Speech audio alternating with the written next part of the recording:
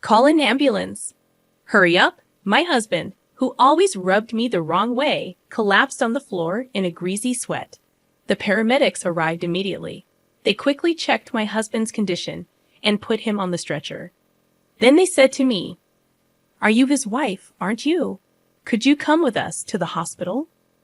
My husband was placed on the stretcher, and he looked at me with pleading eyes. I met his gaze squarely. "No, I will not," I said firmly, with no hesitation. "What?"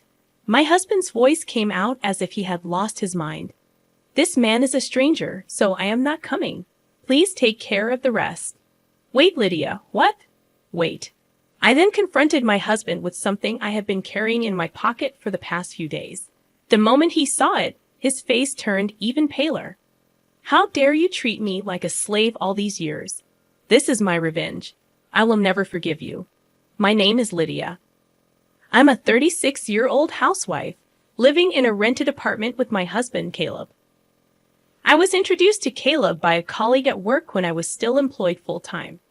Despite being more of an introvert, I occasionally attended parties, invited by my colleague who had many friends.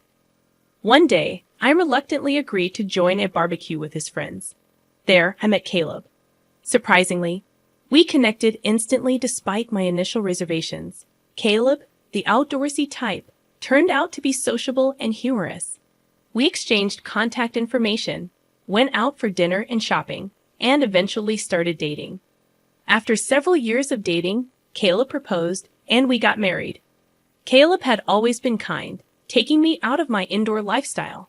However, over the past few years, he started to do and say things that made me feel a little uncomfortable. I quit my job and became a housewife because Caleb himself wanted me to.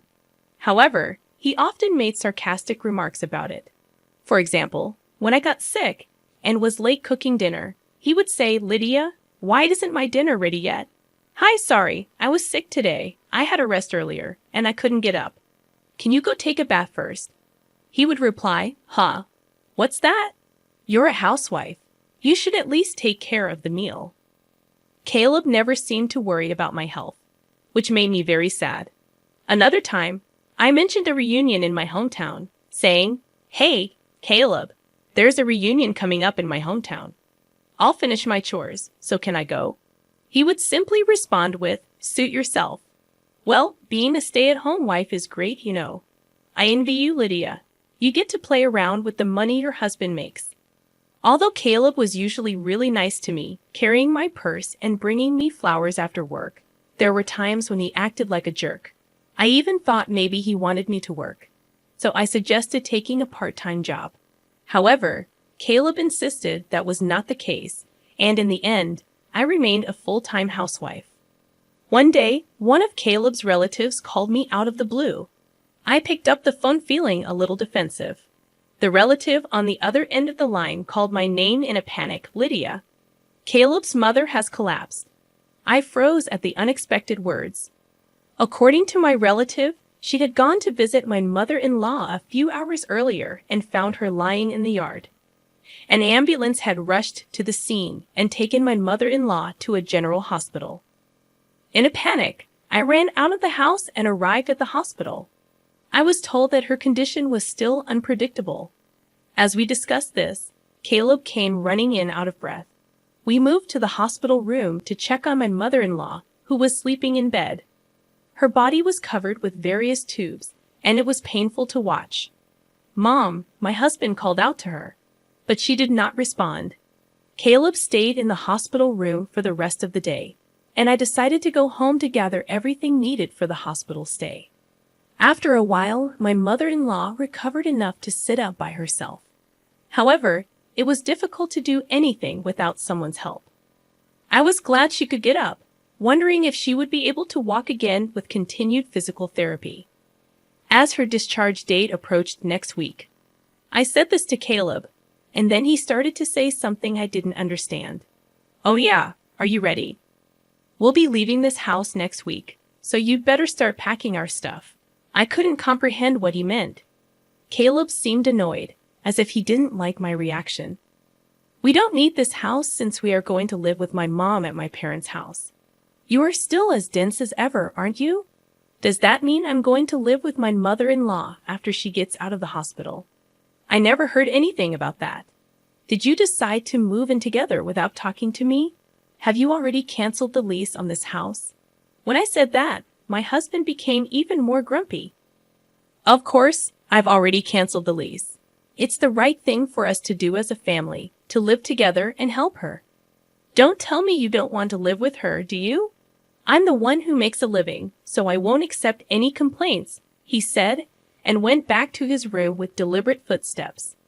I never thought that Caleb would take such a hardline approach. I can't believe he's canceling the lease on this apartment.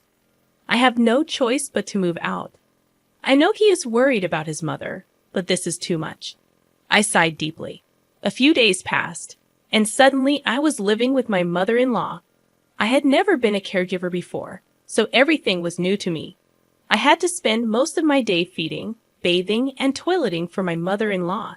She didn't want me to take care of her, and she hardly communicated with me. Furthermore, when I tried to talk to her, she would hide in bed, saying she was in pain.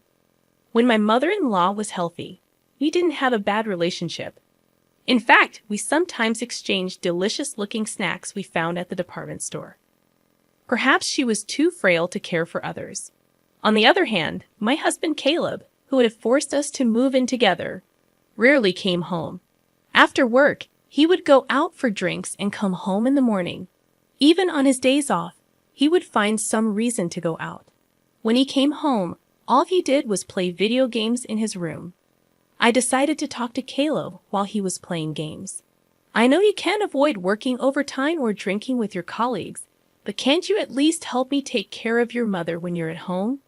Or I would like you to help me with the housework. I said this, and Caleb replied without looking away from the screen. What are you being so naive about? Housework and caregiving are both your jobs. I'm tired from working, you know.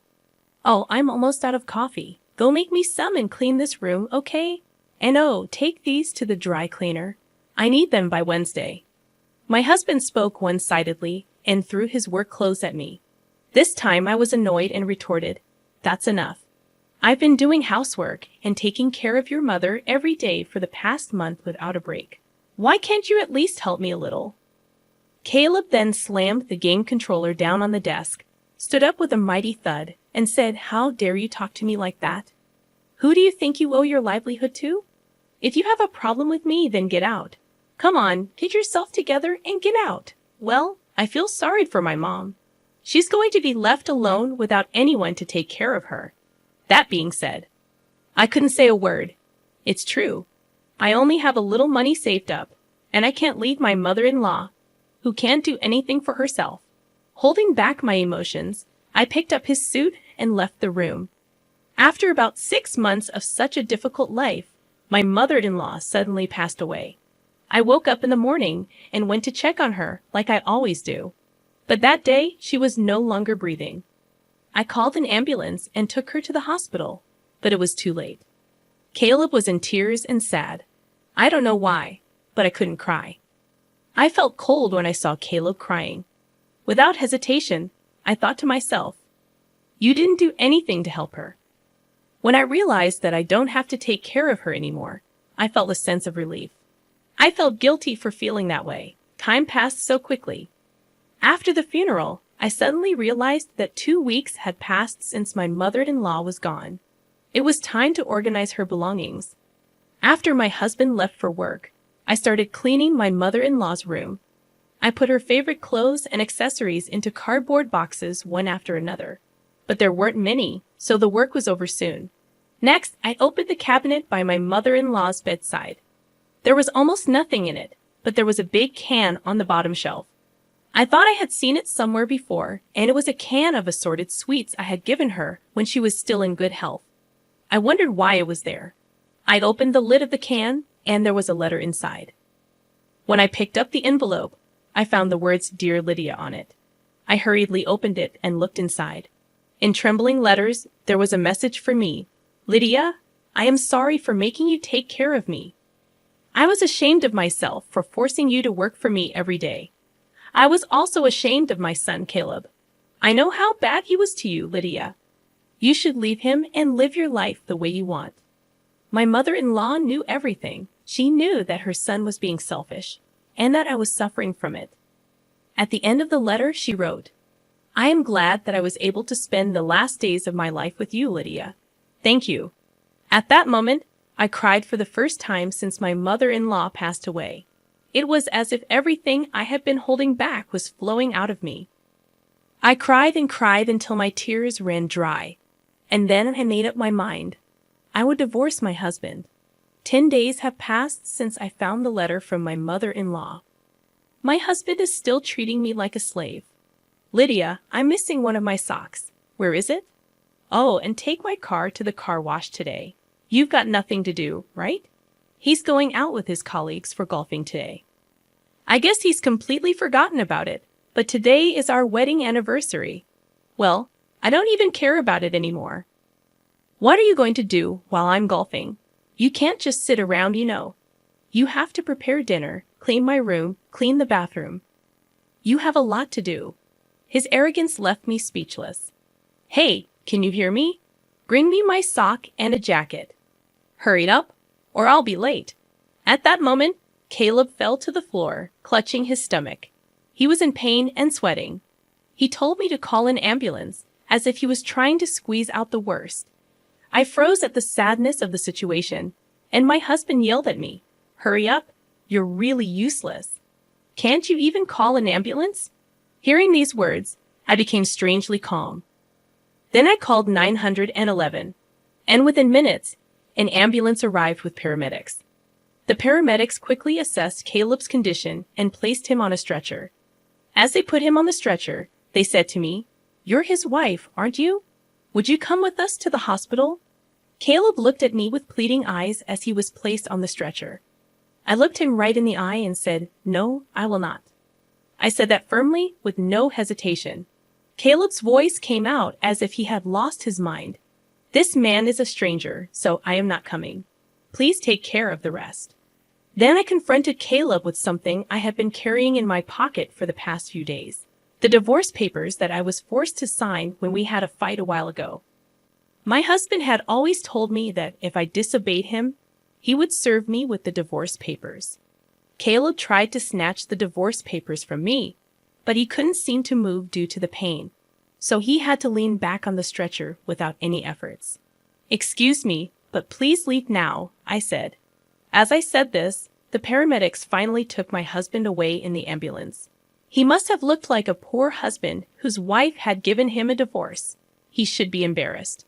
I watched the ambulance leave and then left the house. It took a long time, but the divorce papers were accepted, and the divorce was officially finalized. While Caleb was in the hospital for a week, I was busy packing my belongings and sending them to my parents' house. Then one day, I ran into Caleb when I was at the grocery store. Lydia, please don't do this to me. You love me, don't you? Please don't leave me. I admit I've made some mistakes. You listened to me no matter what I said, so I just got carried away, he pleaded. The overbearing attitude he had a few months ago was gone, and he looked completely pathetic. What are you talking about? The divorce is already finalized. It's too late for you to act so fragile. Go ahead, live your life as you please. He didn't really think that I was going to divorce him, and he looked quite shocked. His hands were shaking, and his face was turning pale. Well, that's that then. Bye. It had been 6 months since Caleb and I had divorced. Caleb had once visited my parents' house, ringing the intercom and calling out my name so loudly that I had no choice but to see him. Sure enough, he wanted me to get back together with him. When I kept quiet, he began to reveal his current lifestyle to me. He can't cook because he forced me to do all the housework. He eats only TV dinners or eats out. And he has gained 10 pounds since the divorce. It's true that he put on a lot of fat on his face and stomach, noticeable at a glance. Additionally, he doesn't seem to understand how to do laundry. The shirts he wears are wrinkled and smell weird, making him look even filthier. I finally realized how great you have done, Lydia. If I don't do something, the people at the company won't like me, Caleb said, sobbing cheap tears. In other words, he wants to treat me like a servant again. There's no way I'm going back to that. No, never. If you make any more noise, I'll call the police, I warned him, treating him like a stranger. Caleb started to be afraid of the word police and left the house crying. I'm sure he wouldn't get involved anymore. I hope so. My ex-husband seemed to be leading a very inconvenient life. On the other hand, I was leading a fairly comfortable life. For a while, I stayed at my parents' house, but now I have a small apartment and live alone. My standard of living is much lower than when I lived with my ex-husband, but I still like this life where I can have my own time. I thought it would be difficult to get another job at my age, but a friend of mine happened to have a connection with someone who retired, and I was able to get a job to take her place. I feel so happy to be able to spend time and money only on myself, without anyone telling me what to do. From now on, I want to take care of myself at my own pace.